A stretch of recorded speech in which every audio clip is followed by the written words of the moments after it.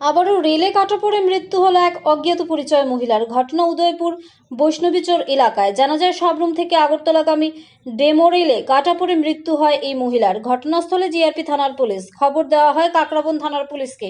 Police ঘটনাস্থলে এসে তদন্ত শুরু করেছে। ময়নাতদন্তের জন্য গোমতী জেলা হাসপাতালে নিয়ে যায় মৃতদেহ। জানা যায় এখনো পর্যন্ত এই মহিলার নাম জানা যায়নি, কিন্তু তার বয়স আনুমানিক 30 থেকে 32 বছর হবে। Bureau report, national live Bangla.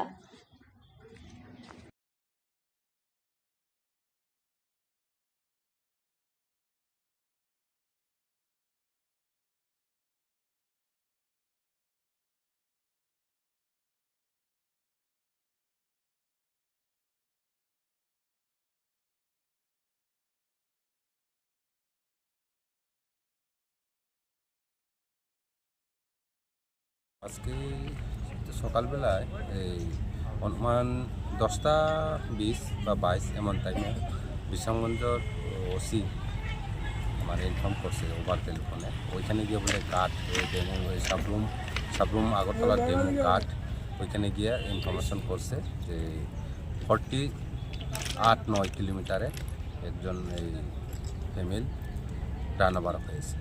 তো আমি খবরটা পেয়ে সঙ্গে সঙ্গে আইলাম, স্পটে আইলাম। আমি আমার একজন স্টাফ নিয়ে তাড়াহুড়ো করে আইলাম, দেখলাম এখানে একজন মহিলা অপরিচিত, অনেক লোক আছে, তারাও কেউ আইডেন্টিফাই করতে পারছে না। তো আমি সঙ্গে সঙ্গে এসএসকে ইনফর্ম করলাম এবং আরকেপুর ওসি এবং কাকরাবন ওসিকে ইনফর্ম করছি। অবশেষে জানা গেছে যে এটা কাকরাবন পিএসের আন্ডারে, কাকরাবন পিএস থেকে আস্তে আস্তে স্টাফ ওনারাই ডিউটি কেসটা করবে। ট্রেনটা কোন দিক থেকে কোন দিকে যাচ্ছিল? সাবরুম থেকে আগরতলা ডেমো ডেমো ট্রেন।